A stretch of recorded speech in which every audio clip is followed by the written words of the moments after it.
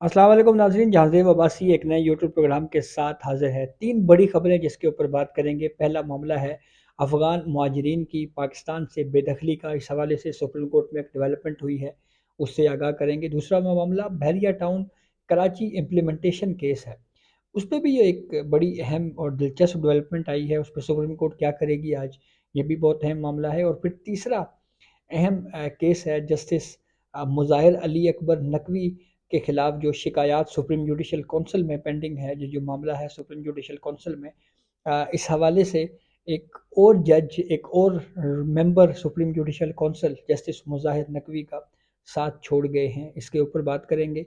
और जस्टिस मुज़ाहिर नकवी के हवाले से एक और उनके ख़िलाफ़ एक फ़ैसला हुआ है, वो क्या हुआ है। तो सबसे पहले अफ़गान मुहाजिरीन के हवाले से अगर हम बात करें तो एक petition supreme court of Pakistan में आई थी, जिसमें यह मौक़िफ़ इख्तियार किया गया था कि इन अफ़गान मुहाजिरीन की बेदखली का जो प्रोसेस है, इसको सुप्रीम कोर्ट ऑफ पाकिस्तान देखे। इस पर रजिस्ट्रार ऑफिस ने एतराज़ात लगाए, एतराज़ात के खिलाफ चैम्बर अपील हुई, जस्टिस याई आफरीदी ने उस अपील को सुना और फिर अब उसका तहरीरी ऑर्डर आया है एक सफ़े का, जिसमें जस्टिस याई आफरीदी ने यह कहा है कि जो रजिस्ट्रार ऑफिस के एतराज़ात हैं वो कानूनी नोयत के हैं, उन्हें एतराज़ात को अपील के साथ ओपन कोर्ट में लगाया जाए। तो अब अगर ये केस समाअत के लिए मुकर्रर होता है तो पहले एतराज़ात का जायज़ा लिया जाएगा कि क्या ये एतराज़ात दुरुस्त हैं या नहीं, और फिर उसके बाद अगर सुप्रीम कोर्ट ने उन एतराज़ात को ख़त्म कर दिया तो फिर बाज़ाब्ता तौर के ऊपर इस केस पर प्रोसीडिंग शुरू होगी।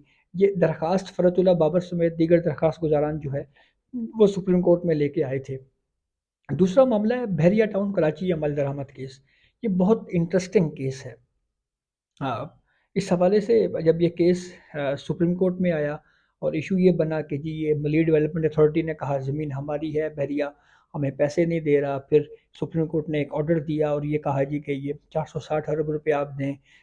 तनकीद हुई जुडिशरी पे कि सुप्रीम कोर्ट ने एक तरह से बोली लगाई और फिर उसके बाद मलिक रियाज हुसैन के साथ एक साथ तय की कि इतनी इतनी किस्तें दी जाएंगी और वो किस्तें फिर उसके बाद सुप्रीम कोर्ट ऑफ पाकिस्तान के अकाउंट में जमा करवाई जाएंगी। इसके ऊपर भी काफ़ी ज़्यादा तनकीद हुई कि ये पैसा अगर पब्लिक का है, आवाम का है, तो सुप्रीम कोर्ट के बैंक अकाउंट में क्यों आ रहा है। लेकिन फिर उसके बाद एक तवील वक्त तक केस गायब रहा मंजरेआम से। चीफ जस्टिस काजी फाइज आए, उन्होंने इस केस पर दोबारा समाअत शुरू की। गुज़िश्ता समाअत के ऊपर सुप्रीम कोर्ट ने जो बहरिया टाउन कराची है उसकी हदबंदी और सर्वे का हुक्म दिया था। उसकी वजह ये है कि एक दरख्वास्त गुजार ने यह एतराज़ उठाया कि मलिक रियाज हुसैन तो ये क्लेम कर रहे हैं कि उनको ज़मीन पूरी नहीं दी, इसलिए हम एक साथ नहीं दे रहे। लेकिन रियलिटी ये है कि ज़्यादा ज़मीन के ऊपर ये काबिज़ हैं। सुप्रीम कोर्ट ने कहा जी कि हम सर्वे करवाएंगे और फिर सर्वे का ऑर्डर दिया और हदबंदी की रिपोर्ट भी जमा करवाने के हवाले से बात की गई। इसी केस में जुड़ा हुआ अचानक से मामला 190 मिलियन का भी सामने आया और 190 मिलियन के ऊपर चीफ जस्टिस काज़ी ईसा ने केस की समाअत के दौरान ये कहा था कि अखबारात में ये खबर छपती रही कि जी 190 मिलियन पाउंड की कोई रकम है जो हुकूमत पाकिस्तान को आनी थी। लेकिन उस वक्त की हुकूमत, यानी ये बैकग्राउंड के तौर पर मैं बता रहा हूँ कि पाकिस्तान तहरीक इंसाफ की उस वक्त की हुकूमत थी और उन्होंने वो पैसा बजाय हुकूमत पाकिस्तान को देने के डायरेक्ट मलिक रियाज को दे दिया और मलिक रियाज हुसैन ने वो पैसा उठा के जो सुप्रीम कोर्ट में बैंक अकाउंट बना था बैरिया केस के हवाले से वहाँ पे जमा करवाना शुरू कर दिया। तो इस पे फिर एक जवाब जनाब आज मशरक बैंक की जानिब से दिया गया है और मशरक बैंक ने ये कहा है कि जो नेशनल क्राइम एजेंसी की ने जो पैसे हैं वो एक अकाउंट होल्डर मुबशरा रियाज को दिए हैं और वो उनके बिहाफ पे उनको दिए गए हैं। अब इस जवाब को सुप्रीम कोर्ट कैसा देखती है, क्योंकि पहले तो ये कहा जा रहा था कि ये पैसे हुकूमत पाकिस्तान को मिलने चाहिए थे, लेकिन बैंक ये कह रहा है नहीं जी कि ये तो इस इनको दिए, वो किस हैसियत में दिए, ये क्या है। सुप्रीम कोर्ट इस जवाब को कैसे देखता है, ये बहुत अहम मामला है। लेकिन उसके साथ ही मलिक रियाज हुसैन ने भी ये कंसाइज स्टेटमेंट सुप्रीम कोर्ट में जमा करवाई और कहा है कि 190 मिलियन मामले के ऊपर वो रिस्पोंडेंट हैं, इन्वेस्टिगेट हो रहा है मामला। तो बेहतर ये है कि आप ऑब्जर्वेशन और रिमार्क्स जो हैं वो इस तरह के ना दें। इस जवाब को सुप्रीम कोर्ट कैसे देखती है, क्या 190 मिलियन का जो मामला है वो इस केस से बिल्कुल अलग कर दिया जाएगा, ये बहुत इंपॉर्टेंट है। अब आते हैं जस्टिस मुजाहिर अली अकबर नकवी के खिलाफ जो 10 शिकायत सुप्रीम जुडिशल काउंसिल में पेंडिंग है। इसका 10 शिकायत जिसमें मुबैना बेज़ाब्तियों का इल्ज़ाम लगाया गया जस्टिस मुज़ाहिर नकवी के ऊपर।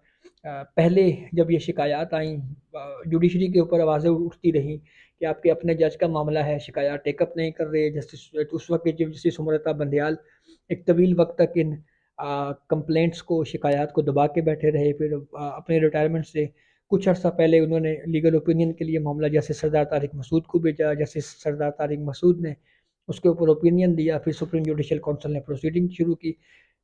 چیف جسٹس قاضی فائز عیسیٰ جو چیئرمین سپریم جوڈیشل کونسل بھی ہیں، انہوں نے کونسل کا پہلا اجلاس بلایا، اور پھر جسٹس مظاہر نقوی کو شوکاز نوٹس جاری کیا گیا کہ 14 دنوں میں آپ جواب دیں۔ جسٹس مظاہر نقوی نے بجائے ان مبینہ پراپرٹیز کا جواب دینے کے الٹا سپریم جوڈیشل کونسل کے 3 ارکان پہ ہی اعتراض اٹھا دیا۔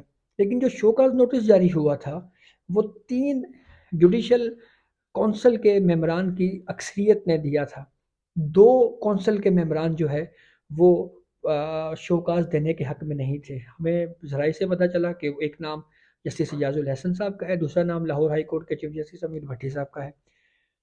پھر اس کے بعد کونسل کی دوسری ہے، اس کے بعد 14 دن مکمل ہوئے، جواب کے اوپر پھر پروسیڈنگ شروع ہوئی۔ ایڈوکیٹ خواجہ حارث اور جسٹس مظاہر نقوی کونسل میں پیش ہوتے رہے، آرگیومنٹس دیے گئے۔ اطلاع یہ ہے کہ یہ اعتراض جسٹس مظاہر نقوی نے اپنے وکیل کے ذریعے کونسل میں اٹھایا ہے کہ آپ نے مجھے نوٹس تو دے دیا، لیکن نوٹس میں یہ نہیں بتایا کہ میں نے جواب کس کا دینا ہے، تو مجھے ڈیٹیل سے اگر آپ نوٹس دیں گے تو میں اس کا جواب دوں گا۔ اب خبر یہ ہے جناب کہ سپریم جوڈیشل کونسل نے جسٹس مظاہر نقوی کو ایک اور تفصیلی شوکاز نوٹس جاری کر کے 14 دنوں میں جواب طلب کر لیا ہے۔ اس میں 1 بائی 1 ایک پراپرٹی کا جو ہے وہ جسٹ بنا کے یا اس کا پوری ڈیٹیل بنا کے ان سے پوچھا جائے گا کہ آپ اس کے اوپر ہمیں اپنا جواب دیں۔ لیکن ٹوسٹ یہ ہے کہ پہلے 2 ججز یا 2 ارکان، 2 ممبران سپریم جوڈیشل کونسل شوکاز کے حق میں نہیں تھے، لیکن اب یہ کہا جا رہا ہے کہ ایک جوڈیشل کونسل کے ممبر ایسے ہیں جو سپریم جوڈیشل کونسل میں اس وقت ممبر بھی ہیں، نیکسٹ چیف جسٹس بھی ہوں گے، وہ جسٹس مظاہر نقوی کو شوکاز نوٹس جاری کرنے کے حق میں نہیں ہے، یا انہوں نے آج بھی اتفاق نہیں کیا، اور 4 جوڈیشل کونسل کے ممبران کی میجورٹی سے جسٹس مظاہر نقوی کو اب یہ شوکاز بھیجا گیا ہے۔ چیف جسٹس جو چیئرمین ہیں قاضی فائز Isa, justice Sardar Tariq Masood, chief justice Balochistan high court Naeem Afghan, 3 یہ ہو گئے، اور چوتھے ہیں justice Amir Bhatti, chief justice Lahore high court. تو یعنی وہ جسٹس امیر بھٹی جو پہلے فیز میں شوکاز نوٹس کی حمایت میں نہیں تھے، اب سیکنڈ شوکاز میں وہ اس طرف چلے گئے ہیں اور اکیلے کھڑے ہوئے ہیں۔ اس دفعہ بھی جسٹس اجاز الحسن صاحب جو پہلے بھی ان کا یہ ویو تھا کہ ابھی شوکاز نہیں ہونا چاہیے، اب دوبارہ سے انہوں نے اپنے اس پوائنٹ آف ویو کو، اپنی اس رائے کو دہرایا ہے۔ تو اب انڈائریکٹ یہ بھی کہہ سکتے ہیں کہ اب جسٹس مظاہر نقوی صاحب کے حق میں یا ان کے ساتھ اگر کوئی فی الحال یہ اوپینین کہ ابھی شوکاز نوٹس نہیں ہونا چاہیے کھڑے ہیں، تو وہ ایک ممبر جسٹس اجاز الحسن ہیں۔ اب جسٹس مظاہر نقوی نے اس پروسیڈنگ کو اوپن کورٹ میں بھی آرٹیکل 184(3) کے تحت چیلنج کیا ہوا ہے، اور یہ بھی کہا ہوا ہے کہ کونسل اس کے پروسیڈنگ روکے۔